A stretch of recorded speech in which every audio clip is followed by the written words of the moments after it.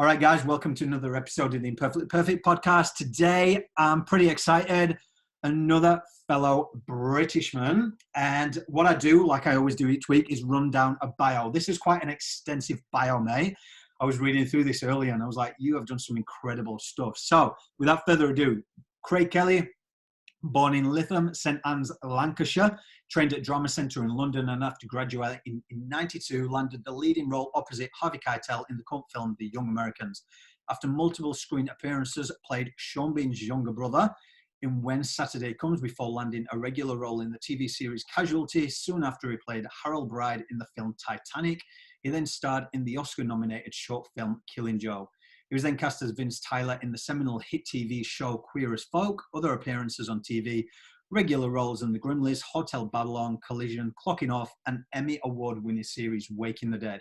He was also a regular in Coronation Street, playing the womanizer and conman Luke Strong. Since then, he's made many more appearances on TV, including Moving On, Silent Witness, and Monroe.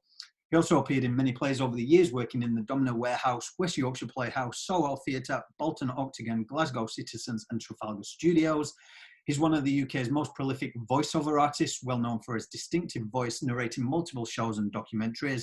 Most recently, he produced and starred in the Blackpool-based gangster flick Trick or Treat, which also includes a stellar British cast of Francis Barber, Jason Fleming, Chris Marshall, Sean Parks, Hugo Spear, and his brother, Dean Lennox Kelly. The award-winning film has already been released in the UK to rave reviews and has now hit up digital release in the USA. So we're going to touch on this base very shortly, but can I just say, first and foremost, welcome to the show, Craig. Hi, mate. Thanks for having me on. Oh, you're welcome. And you know what? I'm so excited about this because we just touched upon it before I press record, but let's just go straight into Kelly's Heroes, your podcast, because at the gym, I was in hysterics. So guys, anyone that's listening, if you've got very British humour, you're going to love this, but I think you're going to love it either way because you've got incredible guests on there, like some greats in Britain themselves. Hugo Spear, Tamsin Outhwaite, all of them. So where did that start from, first of all? Well, it started because we were about 6-7 weeks into lockdown and I'd already bought some professional equipment, mics and pop shields, etc., amps, because I'm a voiceover artist, as you just said before, and an actor. And my wife Camilla said, "Why don't you do your podcast? You've been meaning to do it for ages." And I was like, you know what? Now's the time. So basically, I texted lots of famous mates, and I said, "Look, I'm just going to call you up and press record. That's it. No agenda. It's unguarded banter, really. It's unguarded chat. I've no idea how this is going to go." And what I found was every single one, and I did 15 for the first series, every single one seem to be slightly different. Some are very, very funny, some are emotional, some are not as funny, but very deep. And what I found it boiled down to was two human beings having a connection. And I think at the backdrop of lockdown, I think I did the first 3 or 4, we were still talking about lockdown a lot. And then I moved on from that because I didn't want it to be dated. But what I found was, if you've got a level of trust with the person that you're calling, they will just tell you things that you didn't even ask them to tell, you know. And so I'd start off with the kids' questions, which was an amazing thing because the kids ask such beautiful questions, like, if you're a dinosaur, what dinosaur would you be? And what's your favorite color? And I mean, Vincent asked, because I'd never tell my kids what, who I was interviewing. So for example, when I did Terry Hall, who is, you know, a real icon and, you know, sort of one of my heroes. I mean, he's certainly someone that I admire greatly. And, you know, he wasn't my mate, and yeah, he'd heard me do it, and I just approached him via Instagram, and he said, "Yeah, I'll do it." I couldn't believe it. And 5 minutes before I went on air, I said to my kids, I said, "You know, have you got a question?" And Vincent just went, "Ask him what he dreamt last night." It's just brilliant, because then, have you listened to the Terry Hall one yet? I haven't. I've listened to 5, but you're in for a treat, right? Because I asked Terry Hall, I say, "Terry, this is from Vincent. What did you dream last night?" And he said, I didn't have a dream last night, but I do have a recurring dream that I've had for the last 20 years. And it involves Simon Le Bon hurtling towards me on a speedboat as I'm stood on a jetty. I said, what? He said, yeah. And I said, what happens? He goes, he waves me over. He's there with two beautiful girls and he's waving me on his boat. And I said, and what happens? He said, I say no, I don't get on. And then I said, and then what happens? He goes, well, he sails off and then the boat blows up. And I was like, okay, well, this stuff up. It's an amazing thing because I don't think he'd ever told anyone that. And he openly told me that amazing story. And, we went deeper about it. And, he thinks it was something to do with the level of fame that Duran Duran achieved. And it was perhaps a level of fame that he didn't really want. And I argued the fact, well, for me, the specials are like, hugely important and hugely famous. But I suppose what he was saying was he didn't want it to go any bigger, any poppier maybe. But that is an example of somebody who doesn't really like chatting to people in public. And so therefore, when I interviewed him, I was mindful of that, but he just opened up to me and talked really openly about, struggles with depression and coping in lockdown. And I think people in the right circumstances like to get things off their chest and they like to communicate, because I'm one of those guys that I'm a guy you can talk to in the pub about your feelings. And I'm a guy that will talk about his feelings, not to everyone, but to very, very close people. And I've been like that for years and years and years and years. And I just think that's a very healthy thing. And, with lockdown and the fact that my industry's gone very, very quiet, I've had to just really go day by day. That's the way I dealt with it. I do a day by day thing. I don't look at the bigger picture. I don't look at the fact that I haven't worked as much. I don't look about the fact I've turned the news off, for example. I don't get notifications. I don't want to receive any more negative information from the news. I just want to be present, and I want to be grateful for what I have. But in order for me to deal with the enormity of what it's done to my industry, I just have to deal on a day-to-day basis. And I think it's a real valuable lesson to learn, because this whole thing has humbled the world, I think.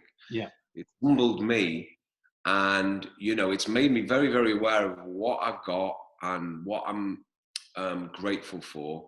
And I just wanted to get that across, actually. I think it's very important for me to say to you, and for hopefully people to take this on board, if you're feeling overwhelmed, or if you're feeling that you're struggling, or if you're feeling worried, just take it minute by minute sometimes, hour by hour, but certainly day by day.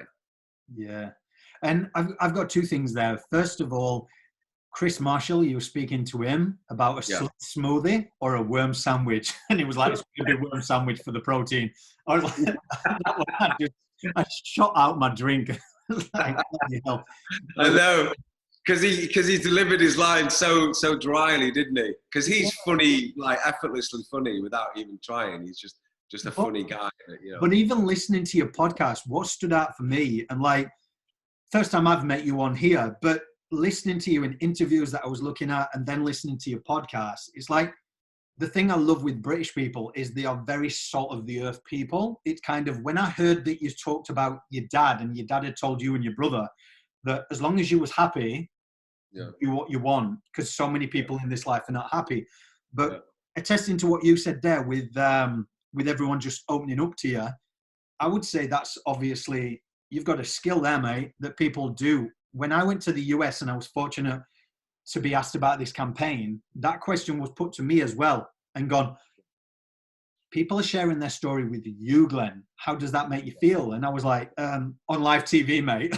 I was like, oh, I get, oh shit, I don't, oh, can I say that? And I was like, well, I think it's something that I was told that there's three types of listeners. There's obviously those that really don't pay attention. There's those who try to, but they're too much thinking of the next question. Yes, The third are the one that just make things flow. Like, and your podcast, it just goes, dun, dun, and there's so much banter there, mate. So, yeah. Thank you very much, mate. Well, you've got, you've got a similar energy to me, and I think it does come down to a person's energy.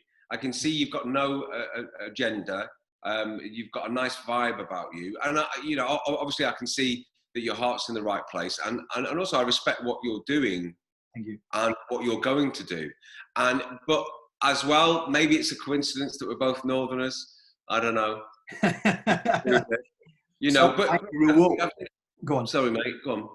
Oh no, I was just going to say. So my mum's from Lancashire. She was Mearside. I think it's Mearside. So the side of the north, right? The Red Road. Yep. That's the Red Road. There was a war, wasn't there? You know what? I can't remember, but I remembered every summer going to Blackpool Pleasure. I don't even know what's there these days. I was one of the first ones to go on what was the biggest one they made? The big one. The big one. That was it. Yeah. Terrifying. Still there? Have you? How long is it? So where do you live now? Well, I live in London. Right. And I moved here when I was 18. I went to drama school when I was a baby, literally a baby. I think they were just taking the second pin from the nappy. Can you tell everybody when you walked into that college? I read that, and that made me laugh as well, mate. That why did you join drama school? What did the guy say?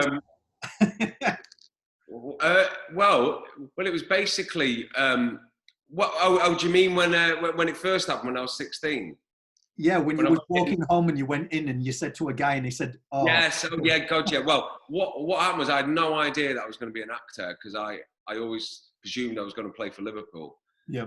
I don't know if that was. I had some talent and people kept telling me that I was going to play for a professional team. There was a lot of confidence about me and football, and at 14 I got this injury which meant I couldn't play for 18 months, and my head went, and I actually thought when I was 16 I was too old to be signed. It would have happened by now. Yeah. And then I went down, and it was just luck, serendipity, and that's why I believe in the power of the universe and energy. And I walked down this street locally, and I just happened to see this sign saying Open Day, St Anne's College. And I was like, right, I'm interested in psychology and sociology, which is interesting. That's what I wanted to study, not knowing anything about where I was going in life. And so I spoke to those people, and I was just leaving, and I just looked over, and there was this guy who at that point seemed quite old to me, but he's probably only about 50. And he looked like John Gielgud. Yeah. And I went over, and I was just intrigued by his aura. And I said, "Hi, mate, what do you do?" "In drama, dear boy, drama." And I said, "Oh, right." And I said, "What's that?" And he went, "Well, it's an acting course that lasts 2 years, and you do 4 O levels or 4 GCSEs in the time that you're here." And I was like, "Oh, right, oh, that's interesting." And he said, "And the girls outnumber the boys 5-1. And I said, "Where do I sign?" And that was it. I had no intention of becoming an actor. I didn't know what I was doing. I was just remember signing this thing going, "Babe, I'm going to be an actor for a bit." And it was just a stroke of luck, a stroke of amazing luck. And it turned out that I was pretty good at it. And they said, you're pretty good at this. And then I just got into it, and I got the bug, the acting bug. And then I went to Drama Centre with a brilliant actor called John Sim. And we went at the same time. He was 19, I was 18. And the next thing, we were thrust into leotards, and we were doing ballet. Which was quite challenging, and and it was pretty brutal, that training, but I thank them for it. It was the making of me.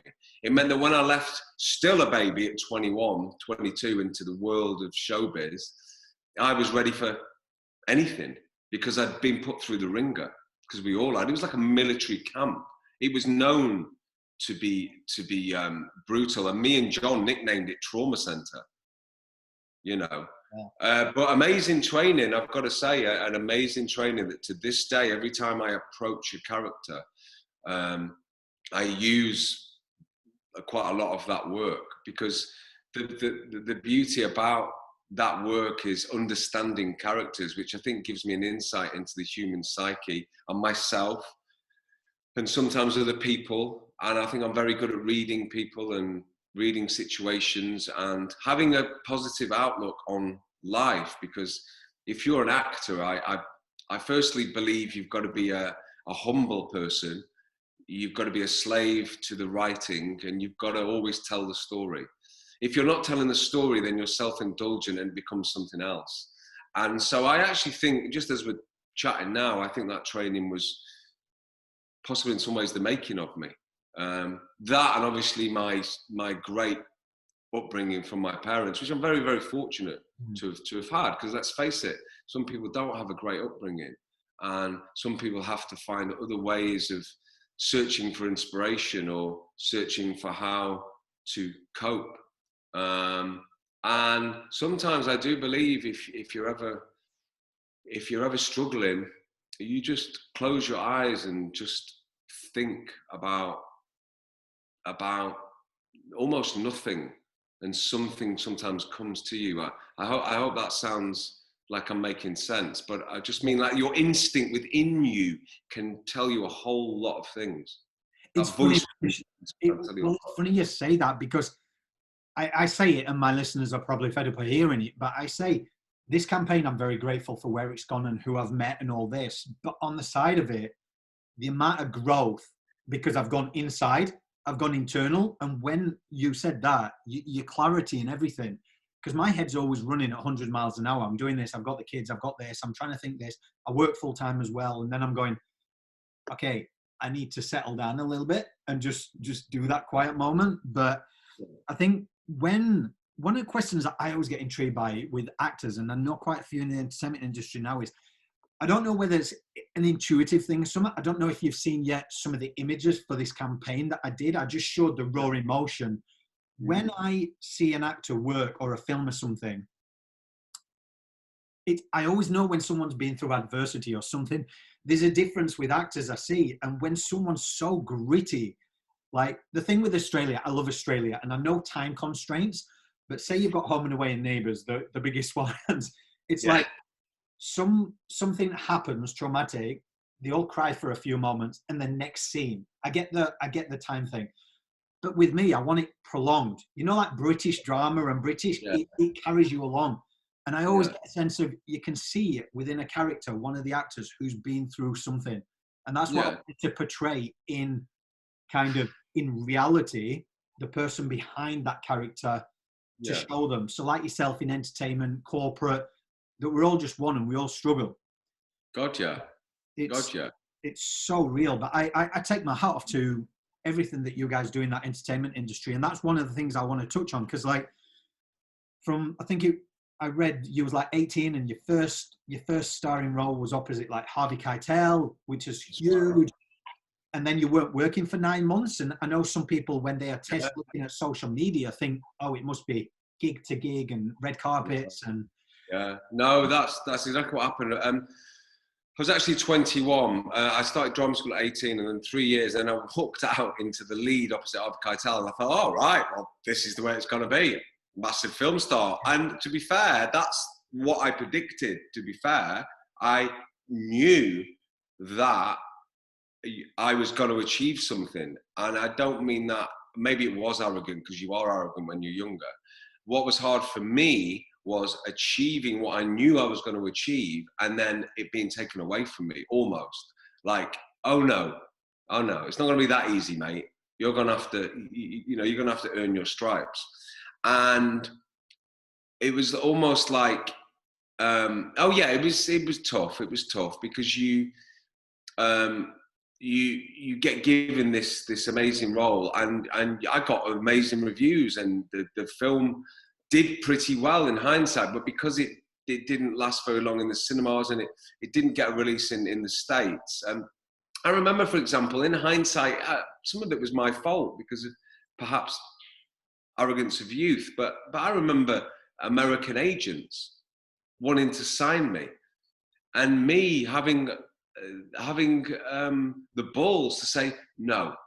I'm going to make it over here first. I'm not going to go to LA cap in hand. This is the way I'm going to do it. Because the way I figured was, well, I've got to this far with this kind of mindset, so this is how I'm going to continue. It was like a instinct. And it's funny because I have had highs and lows with my career, but ultimately what it boils down to is, would I change anything for the world?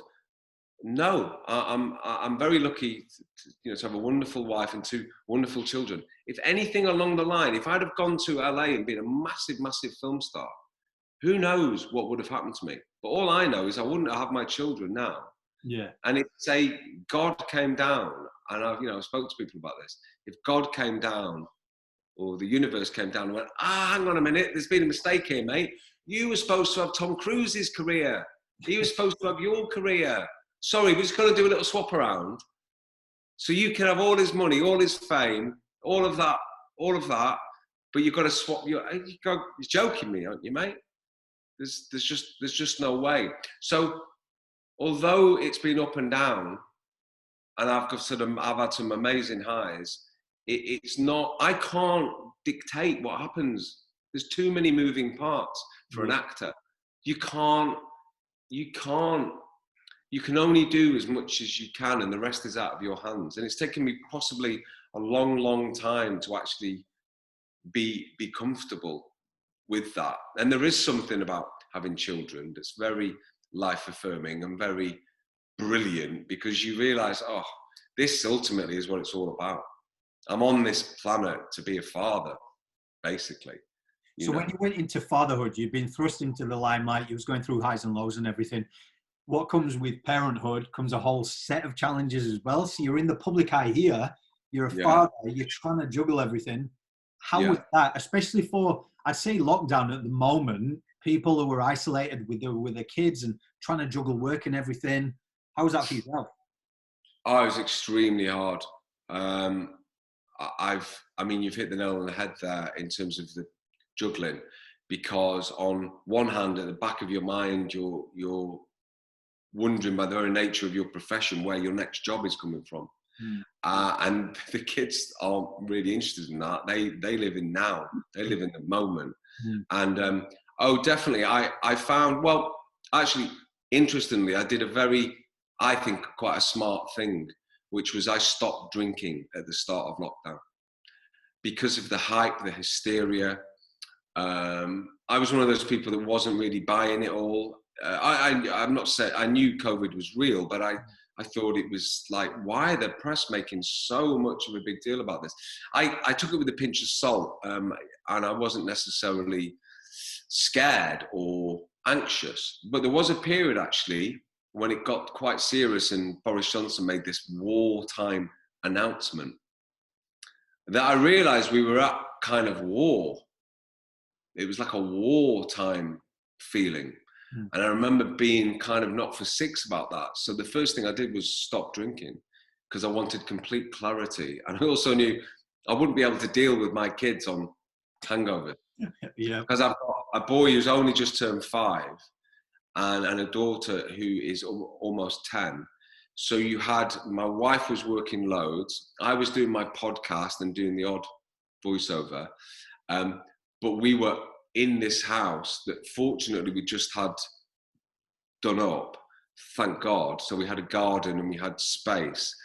And I remember it being pretty much the most intense experience of my life, because you've got children that want to play, who don't want to do their schoolwork, who are arguing between themselves because by the very nature of their age and their being, they're just children. And then you've got the pressure of your wife is working extremely hard, and maybe you're not working as much as you'd like. And oh my God, yes, it was like a perfect storm.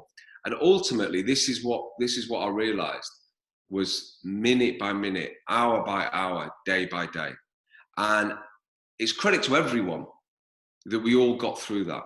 And I take my hat off to anyone, with or without children. If you're in an enclosed space and you're trying to earn, you're trying to keep your patience, you're trying to feed your kid. Oh my God, the dishes I did. I became an expert dishwasher. Became an extraordinary thing. And I had a conversation with Max on my podcast. And he's going, yeah, did you get the marigolds on, kid? Get the marigolds on. I said, no, I didn't go that far, mate. Yeah. No. What are you? What did you have marigolds? Yeah, kid, you got to have the marigolds on, kid. So when I look back on it, I marvel at how we all got through it as a family. But I do try to see the positive in everything. And now lockdowns happened again. I mean, I don't know what it's like in Australia, but now lockdowns happened again for us. It's almost a piece of cake in comparison because you're used to wearing a mask. You're used to not seeing your friends as much. You're kind of used to not going to the pub. And the way I look at it, I think we're all better human beings because of this pandemic. Yeah. That's the way I see it. Now, of course, I don't like it. Of course, I've hated what it's done to my industry. But it's brought us closer as a family. It's made me realize who I am, what I'm about. It's humbled me beyond belief. And it's made me just grateful for the things that I have, not for the things that I haven't. Yeah. You know what, though? I'm going to touch on, it's like I'm plugging your podcast here all the way through. Oh, thank you. You have become mates overnight because you've basically genuinely enjoyed my podcast, which is like my little baby. It's like my little baby. It's, you know, I edit it, I produce it, I get all the guests. I mean, I've had help, from my wife, I hasten to add. She set it up with me, but after about episode 3 or 4, she got too busy with work.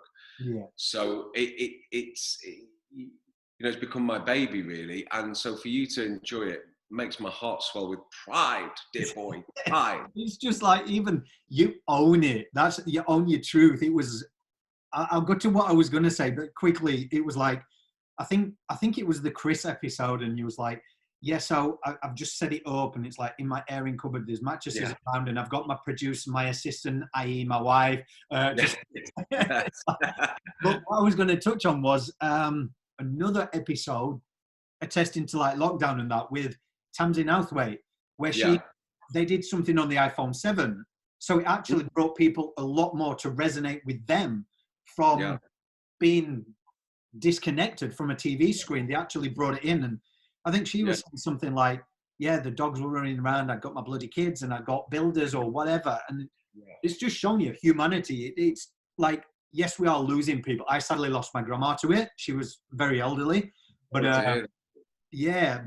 but on the other side of things, it's like it has brought people to a whole different space. Yes. But how has it helped with your campaign? How do you tie it with your campaign in the sense of do you talk about what it's done for people in a positive way as well as a negative way? Yeah, so I try and keep this campaign in a positive light. So the whole premise behind it was like 6-7 years ago, my background's health and fitness. I started comparing myself to these Instagram and social media like we often do. And I went down a bad route of depression with body dysmorphia. Don't know where it came from, but after a while, it nearly split me and my wife up. We moved to Thailand for a while. She was born there, grew up in America and all this. But it really separated our marriage, where I found a relationship with a bloody mirror for like 3 or 4 hours. Like, and I can laugh now, but at the time. And then 2 years ago, like, I got over it all. Cognitive behavioral therapy, all that kind of stuff. But a psychologist tried to pinpoint it. Maybe it was childhood, which quite frankly pissed me off, because I was like, I was the first one, Yorkshire, top off beach. It was a later life. But 2 years ago, turned social media back on because that was a testing, and noticed that a friend back in the UK had passed away. There was no build up. He'd not had any illness. Got in touch with old friends, bearing in mind I've not been back 14 years, didn't know about his life, just used to train with him, and he'd taken his life. But this whole thing about this campaign, the passions, because I know what it's like to go through really impressive side, but to see someone on social media highlight reels, career, kids, all this, and then to take his life, I was just like, whoa. Sad. You know yourself, you and your wife, you've got 2 little kids. If your wife is not there, say your daughter when she was younger, they scream for their parents. And for me, I can never, it breaks my heart when I think about someone having to tell their child Yeah. that someone's not coming home. So that's Oh, this yeah. whole thing, but I keep it positive. And I was like, reached out to all the organizations, got thank you, but no thank you. I was like, there's a lot of advocates. I'm from Yorkshire. I'm going to do something. Picked Still up, not lost my accent. I know exactly. And then reached out to public figures in entertainment, corporate. And I said, look, I picked up the phone. I literally, I text first and then did the voice note kind of thing and said, look, this is my premise. You don't know me from Adam, but I want to do this. And then it started picking up. And I said, look, if you can just go back to a place, if you're comfortable, because it's very personal, to share your story so we can break it down. COVID's showing us that that doesn't, everyone affects everyone. So does mental health. We can change the narrative by me saying changing the face of, so showing people we know. But they go to the campaign, they see the image, it draws them in. They go to the podcast and it's kind of, it's very much like yours in storytelling because it's the oldest form of communication. We resonate by music, film, literature, and the whole premise is just keep going. If you're listening to Craig and his story doesn't resonate, maybe listen to someone else's who does and go and get that help. And that's trying to keep it positive. But we touched down on lockdown and all of it. And like I say, I get people like yourself who've got such high accolades and everything. And I just talk to people like that. That's the thing I think also. I'm like, my background in health and fitness is people come and they don't think of a profession. And I never do. I take my hat off, but at the same time, I know we're all human. Yes. And when I know you're a fellow northerner, I'm just like, I'm going to enjoy this. Did you, I'm interested, did you get to the bottom of it? So why you were so down and why that happened to you? Did you find out that there was a reason? Or was it just a chemical imbalance or something? I mean, how did you get to the bottom of it? How did you fix it, if you like? How did you improve your your own happiness? It started with a little thing. I always living on Bondi Beach, mate. When you can come to Sydney, and you've got. I've been to Sydney. Mate. Well, like they all walk around and they've got aesthetic chests, and they look like 365 days a year. Look, like I wasn't naive as to think that they weren't putting stuff inside themselves. At the same time, some of these are your best mates, and they're going, "I'm natural." So it was playing with my head. So then I was overtraining, and then 3 or 4 minutes I'd be hiding it, looking in the mirror, to about 3 to 4 hours. Like I'd disappear, look in the mirror. It just got stupid. And then moving to Thailand was probably my demise because it gave a different culture, no friends around, and it was just me in the mirror till it nearly split us up. Saw a psychologist.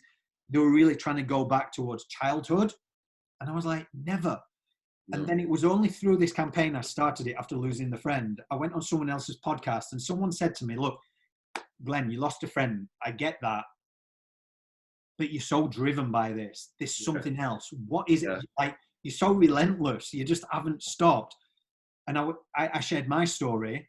And then I was doing the dates. And I was like, shit. When Instagram started picking up and all these pictures of all these aesthetic bodies and looking at me, and that was it. I found it from this campaign, the whole thing. And it's just a dangerous thing, this comparison that we think everyone... Oh, it is. It is because, in some ways it's artificial. Everyone's having a perfect life, perfect kids, perfect family, and you got to take it all with a pinch of salt. That's why I try to be as authentic as I can with my posts on Instagram. So that question, I've got that question for you then, mate. What does imperfectly perfect mean to you? Oh, I suppose it means that we're all human beings and no one's perfect. And it means that we all have our flaws and we all have to learn to love our flaws. And I don't think anyone is perfect in the sort of direct sense, because what is perfect? I mean, if people are looking at the Kashadians, I can't even say the name, if they're looking at them for people who are perfect, then, some people like me might not agree. So for me, yes, we are all perfect in the sense that We are human beings, and it's a miracle to be here and to be alive. And it's okay to strive to be a better person, but actually the perfection, I suppose, is the imperfection. That's what makes us unique. That's what makes us different. And I think we should all really embrace being an individual and enjoying ourselves and our flaws. And it's, as you say, that's why it's a great title, because it hits the nail on the head. I don't think there's any such thing as perfect, but what there is a healthy striving towards your own perfection, because I'm trying to say, be happy in your own skin, and that is your perfection. It's a, I could go on for hours about it, really. I just know for me, I've learned to be comfortable in my own skin and not compare myself to anyone else. And if someone says, oh, you're this or you're that, I'll take that with a pinch of salt. And if someone says, oh, you're not as good as that and you're not as good, I'll take that with a pinch of salt. Because ultimately, here's one thing I'll say. I do martial arts. I've done martial arts for years and years and years. And one of the amazing things about being a martial artist is when you go into that dojo, you are in a practice area. You are practicing, and you can always be better. And, being a father, I can always be a better father. You can always be a better dad. But you have to draw the line, because you start driving yourself crazy about, oh, I'm not playing football enough. Oh, I'm this, I'm that. You know what? Kids don't want to see their parents perfect, because they will grow up thinking, oh, I've got to be perfect because my parents were like super beings. We're not.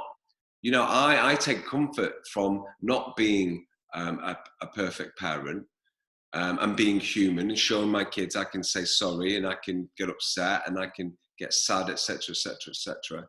Because I want them to know that we're all fallible. There's no such thing as a super perfect being. But what there is us all hopefully trying to be nice people, hopefully trying to be good people, and hopefully trying to live our life in a morally correct way. But we're all fallible. We're all insecure about certain things. And I think what it boils down to is when you get older, you realize, God, I wish I'd have had a word with myself when I was 21, 22. They said that youth is wasted on the young. It'd be an amazing thing to be say from 15 to 30 and have the wisdom that we have now. Yeah. Because you wouldn't worry half as much, would you? And you fret. All these young kids coming out now. I fear for them. I worry about my kids and them entering the social media world. And so, I'm trying to teach them now. I might show them something. I don't necessarily like them see me on Instagram. My daughter asking me how many followers I've got and all this, and she might go, oh, you've got quite a lot. And I'll explain, well, that's because this and this. It doesn't mean necessarily that I'm popular, because so-and-so, for example, has got 10 million. You can't, and they're probably comparing themselves to The Rock. Who's The Rock comparing himself to? Oh. He's probably comparing himself to God, going, God's got more followers than me. You know what I mean? So I suppose for me, what I get from it is, let's all be happy in our own skin and work towards our inner happiness, and try not to want something else, want the Holy Grail, because it's not there. The utopia is here right now. The minute-to-minute joy of life and the day-by-day joy of life is here right now. And even, I tell you, even if you, like when I was younger, for example, I always told everyone, I will win an Oscar one day. That is what I will do. And if I won an Oscar, I'm sure it'd be very lovely. But once I'd won it, I'd go, oh, okay, what next? It's like, it's a dangerous thing to think that thing over there. I mean, Max Beasley talks about it eloquently in my podcast. He talks about, going with the waves, going with the ups and downs, moment to moment. That is where we are, breath to breath. That is where we are. you know, ups and downs, and exercise, you know, eat well, but try not to think that the grass is greener. Well, I heard something the other day, which I'll say really quick to you about the Oscars. It was that if you notice, if you're putting your kind of your happiness on an outcome, and if you got that, if you attained that Oscar, you've got to think when you get that Oscar, the worry then would be, how am I going to live up to this stature on every single film? Completely. And now I don't know the back end story, but I've heard things because I know people in LA, and they say that kind of puts your rate of pay to the next level, which might not then be working for a few more years because you're so expensive. Yes, so absolutely.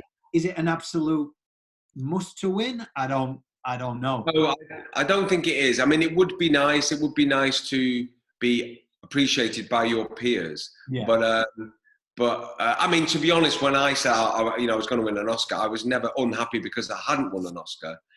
For me, it was like a dream that I can attain, and I still think something like that is possible if you get very lucky, if you get the right script at the right time.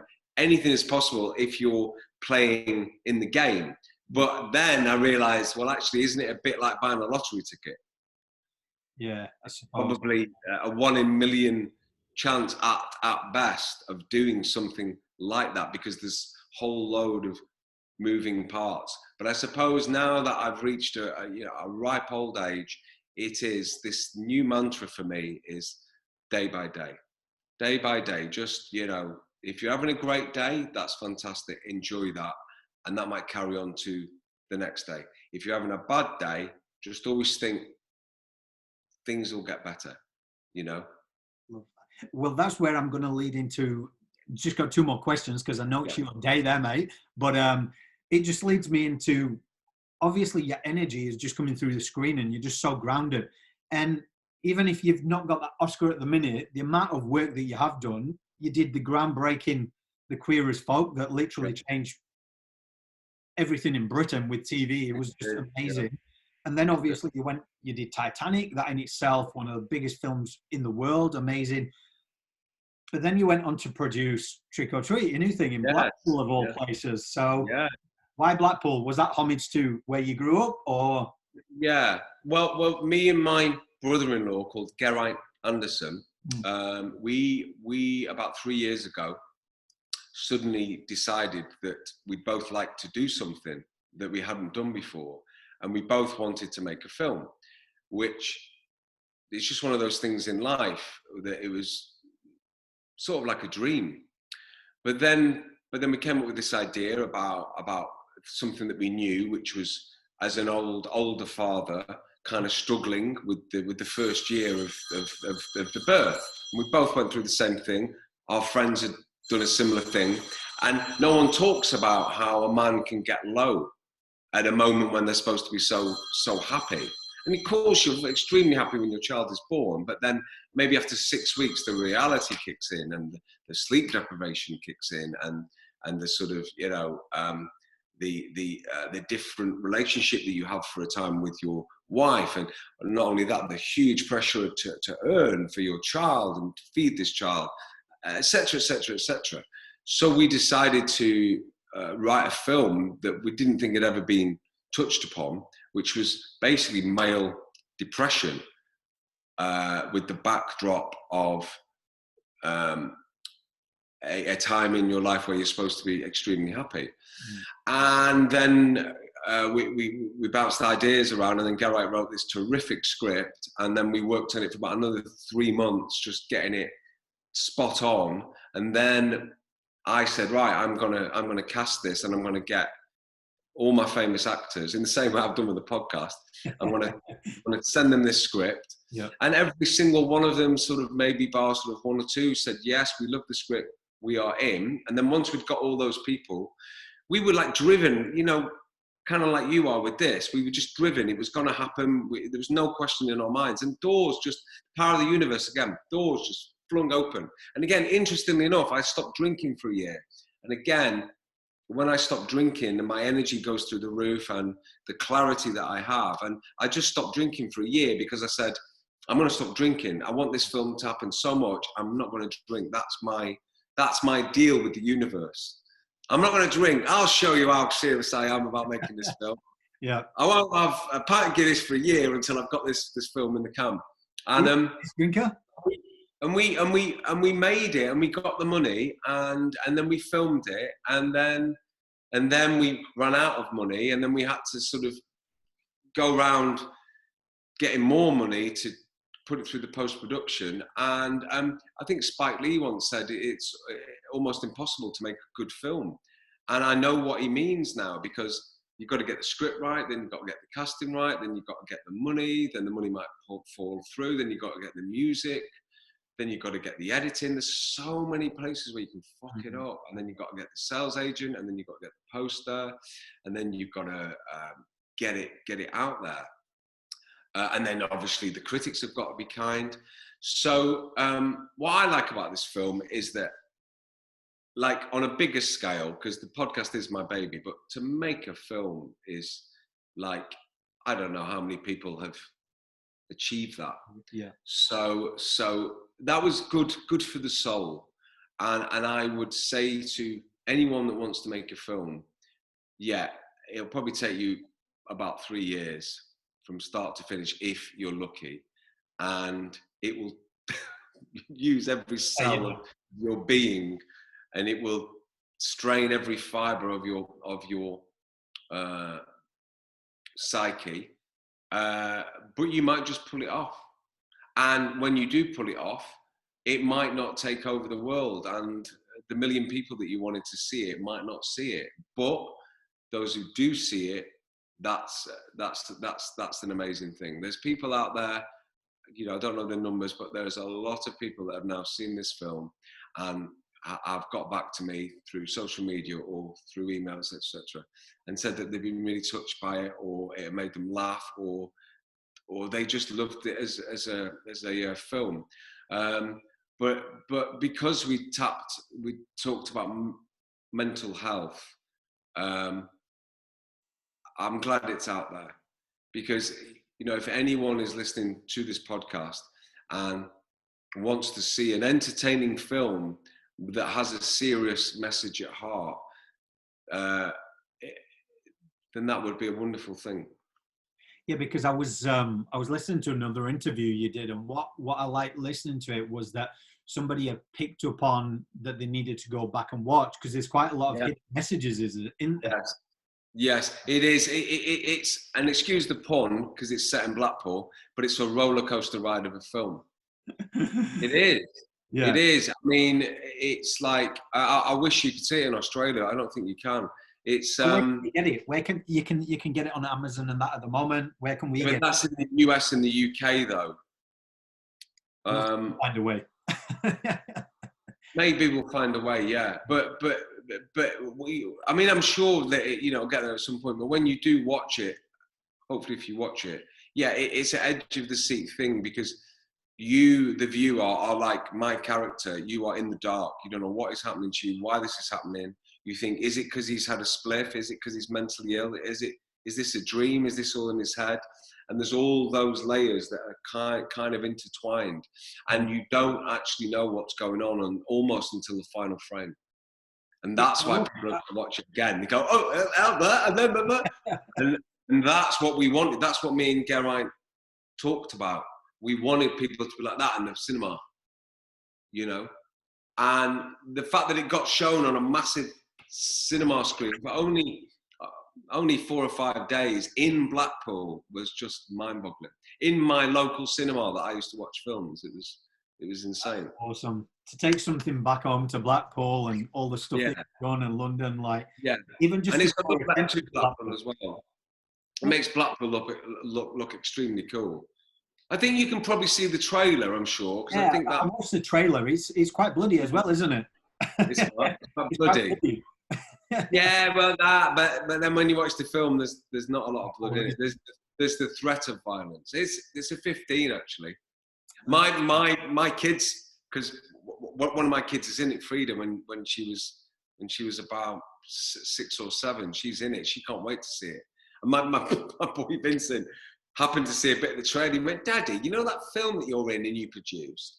When can I watch that? I'm like, in about 10 years, son. Bloody hell. But it's a family affair, isn't it? Your brother's in it.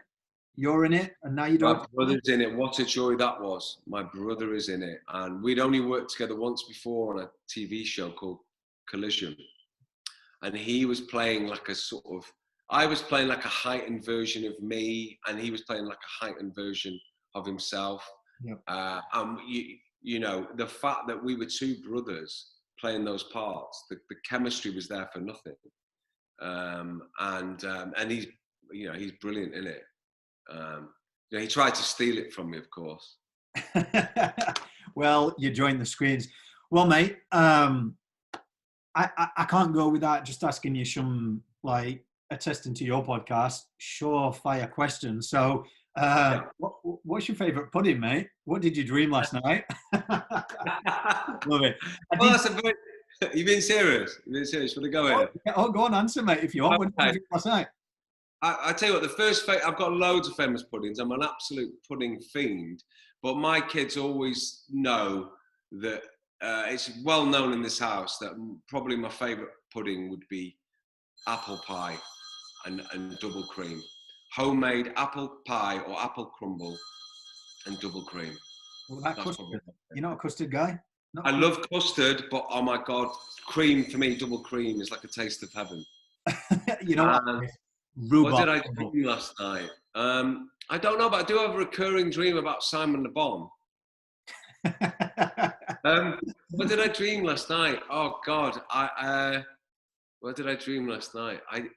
I did actually dream this morning, you know, but it was one of those mad dreams that I can't really remember. But it was quite sort of trippy. It was in and out. That's not bad. You know? I literally, you put me on the spot, but I cannot remember exactly what. And also my phone's going off.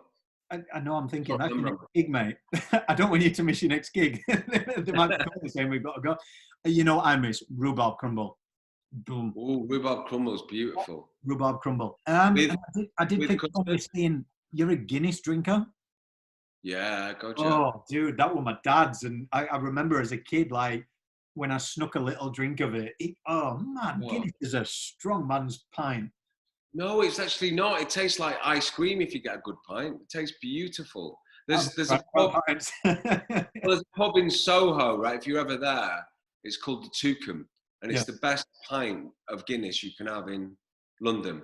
And I tell you what, if you try Guinness, if you haven't tried it for a while, get it from a tin. Just get the one that's about it's only like 4.2% or 4.1%. And it's not strong at all. Your dad back in the day sort of might have been drinking, I don't know, maybe the flat stuff that wasn't the draft stuff. Yeah, you know, like these in the bottles. Yeah, we were the white top. Well, it must have been a bad pint, mate.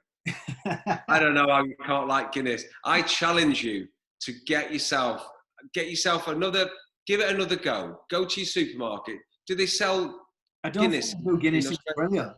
I don't. Because it's so funny. I taught a lot of Australians, and the last time I went to LA, because I go each year as well, and I went to the bar and I got them all onto, you know, in summer, how nice is it when you've got kids, mate, and you go a bit tame, a shandy, a nice cold shandy. Lovely. And I got in LA, and we went to this bar, and he goes up, and it was somewhere called Sir or something, and I said, "Oh, just ask him for a cold shandy." And there was like, "A what?" And I was like, just a beer with a bit of lemonade, and he was like, "What the hell is?" And he tasted it, and he was like, "Dude, that's so refreshing." I was like, "Right." So exactly, but do you not think a shandy is a bit too sweet these days? Like even if I have a lager top, it feels like I do in summer sometimes. Even that feels too sweet now. But certainly a shandy. You can't go more on the lager than the